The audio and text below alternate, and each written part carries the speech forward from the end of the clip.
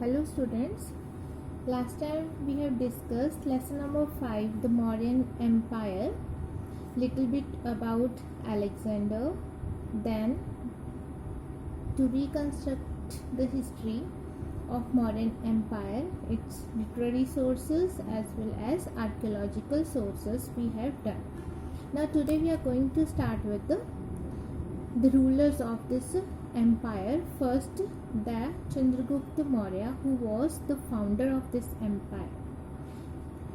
In this chapter, when we will discuss topics, I will ask you few questions and you will write down the answers and show me.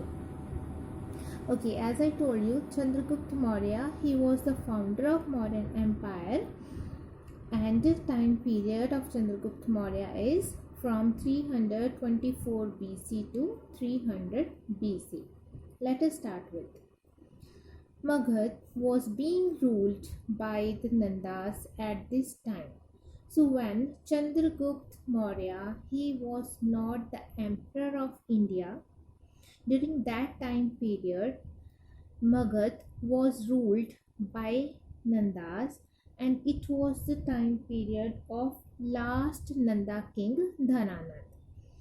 The Nanda dynasty produced 9 kings who ruled for about a century. It means near about 400 years Nandas ruled over Magad, and in this time period 9 kings were there, and the last one was Dhananand. The last of them was Dhananand, whose treasury was full and the army mighty. It means very rich, very powerful that king was, but who was not at all popular. He was disliked by his subjects. His subject means the people of his kingdom, they don't like him. Vishnu Gupta, better known as Chandragupta or Kautilya. As we know, Kautilya, Chandragupta, Vishnu Gupta, all are the names of Chanakya only, was a lone Brahmin of Takshila. He had gone to Patliputra.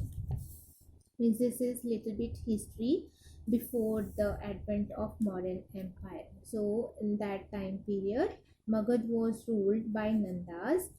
Last Nanda king Dhananand was ruling over there when one learned Brahmin known as a Chanakya, he had gone to Patliputra, and Patliputra was the capital of Magad, where he was humiliated by the Nanda king. He was insulted by the Nanda king. On his way back to Takshila, he met young Chandragupta, whose mother probably belonged to the Maurya clan of eastern India. So when he was on his way back to Takshila, one young boy known as Chandragupta was there. Seeing the sign of greatness in the boy, Chanakya took him to his native town of Takshila. As Chanakya thought that this boy is very capable, so he took him with and moved to his native town of Takshila. Then there he gave him a thorough education in arts of war and of government. Then he started to give education related to warfare and related to government, means how to run the country or administration. Now, our next topic is written here, the conquest. It means Chandragupta Maurya, who was the founder of Mauryan dynasty, with the help of his guru Chanakya, now he became a ruler. Then he started to conquer places one after another. Then he became the emperor of huge land portion. So let us start with his conquests. The unstable state of affairs in Punjab provided Chandragupta with opportunity to conquer one kingdom after another. So during that time period of history, the portions of Punjab, it was not ruled well. was not ruled properly.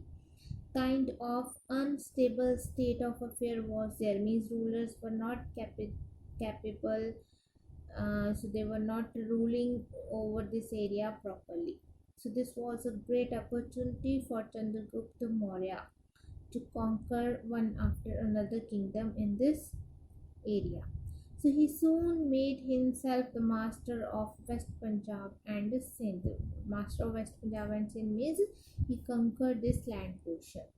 Then Chandragupta's next target was Mughal. So after conquering this area of India, in the area of Punjab, then next target was Mughal. He started to move towards Mughal. He was able to uproot Nanda dynasty and took control of their rich and powerful kingdom Mughal. The clever diplomacy of Kautilya played a no less prominent part in that than the bravery and military skill of Chandragupta. So when we are talking about the conquest of Magadh, it means both the bravery of Chandragupta as well as the cleverness and the diplomacy of Kautilya. Both work equally behind this conquest. Diplomacy, a kind of art, a kind of systematical policies, how to develop relations with the other countries. Now, up to this, we have done how Chandragupta Maurya conquered the area of Punjab, then the area, not area actually, and the entire Magadh with the help of his guru Chanakya. So, up to here, my two questions are: so, who was the last Nanda ruler? My next question is here: write down kind of situation in history which helped Chandragupta Maurya to conquer the area of Punjab.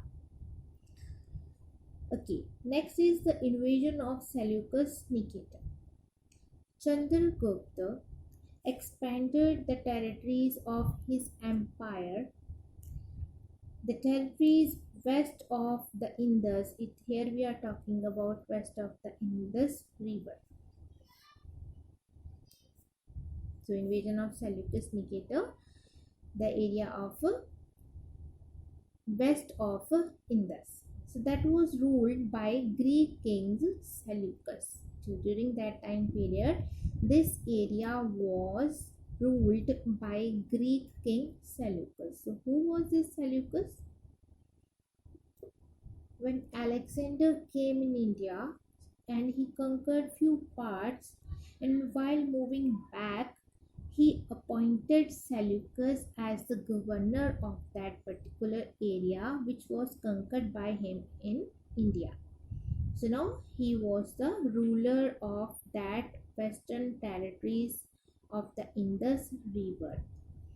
He wanted to recover the Greek conquest in India. So what happened when Alexander moved back to his homeland and in the way he died, then the areas that were conquered by him in India, they were distributed between the governors of Alexander, and there were disputes, and later on all the rulers or locals who were defeated by Alexander, they started to revolt against, and they started to regain the areas that was conquered by Alexander. So now this Seleucus, he just wanted to recover all those parts of India which were conquered by Alexander. Now what he did, means what this Seleucus did, he crossed the Indus in 305 BC and hoped to march victoriously through the Punjab. he just started to move in 305 BC, then cross the Indus, and it was his wish that he will recover all these areas throughout the Punjab. But what happened? The Mauryans' armies rushed to the northwest and inflicted a crushing defeat on the invader. Who was invader here? Seleucus. Okay. So next question is, who was invader to whom the armies of Mauryan crushed in northwest in the year of 305 BC? Keep in mind and write on the answer. Okay, then he means Seleucus, and his armies were defeated very badly by the armies of Mauryans. Then Seleucus was forced to retire and had to purchase peace by ceding to Chandragupta the territories of Herat, Kandahar, and Kabul. So now, as he was defeated, and just to regain peace, now he was helpless to get this peace by giving the control, means ceding to Chandragupta means to giving the control of his areas to Chandragupta Maurya. Which area? The names are mentioned here: Herat, Kandahar, Kabul. So all these areas were given to Chandragupta Maurya. Then Chandragupta presented him with 500 war elephants. In return, Chandragupta also gave him a gift or one of 500 war elephants. Then it is said Chandragupta married Princess Helen. So who was Helen? Helen was the daughter of Seleucus. So as now Seleucus accepted the defeat, then he gave all these land portions to Chandragupta. In return, Chandragupta also present him 500 war elephant. Then later on, Chandragupta Maurya, he was married with the Princess Helen. And who was Helen? She was the daughter of Seleucus. It means a kind of relationships were there between Chandragupta and Seleucus now. The Greek king maintained friendly relations with the Mauryan court and sent Megasthenes as his ambassador, who lived in Patliputra and wrote a book on India. So now, as matrimonial relationship was there among Seleucus and Chandragupta Maurya due to his daughter Helen. So then, just to continue these kind of friendly relations, Megasthenes was appointed as the ambassador. So here my next question is, who was Megasthenes? So Megasthenes was the ambassador in the court of Chandragupta Maurya, and he was appointed by Greek general Seleucus. So write down the answer also. Okay, so now up to here we got that Chandragupta started to conquer the area of Punjab, then Magadh. Then during that time period only, when he was conquering the areas, Seleucus, he just wanted to recover the land portion that were once conquered by Alexander, but Mauryan army defeated them, and Alexander had to give the control of the areas which were conquered by him to Chandragupta Maurya. Then later on, his daughter was married with Chandragupta Maurya. Then he appointed Megasthenes his ambassador in the court of Patliputra. And later on, this Megasthenes wrote a book. That name was given Indica to this book, and from that Indica we can get the history of Mauryans. And when we were doing the literary sources to construct the age of Mauryans, we discussed about this Indica also. Okay, now next is the greatness of Chandragupta Maurya. Chandragupta has been described as the first historical emperor of India. Why first historical emperor of India? Because earlier India was divided into so many kingdoms where many rulers were ruling that particular areas and they were fighting with each other. And now Chandragupta Maurya, he conquered near about near about the entire portion of India, and now that entire portion was under one flag. It means United India, and that's why it is written here the first historical emperor of India, because he was the emperor of India now, not the emperor of some parts of India. Then his empire extended up to Mysore in the south and Kabul in the northwest. It spread from Sor- it spread from Saurashtra in the west up to Bengal in east. According to the Jain traditions, Chandragupta renounced princely life. He just gave up that princely life and settled down at a place, Shravan Balgola, in southern India. There is a hill nearby called Chandragiri, which seems to have been named after him.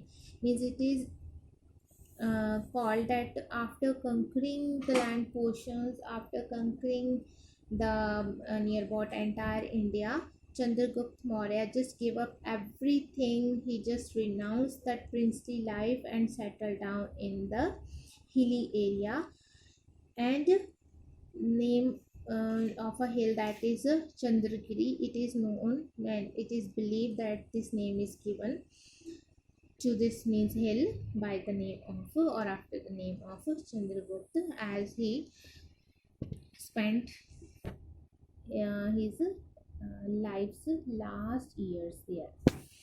Then from Kautilya's Earth Shastra,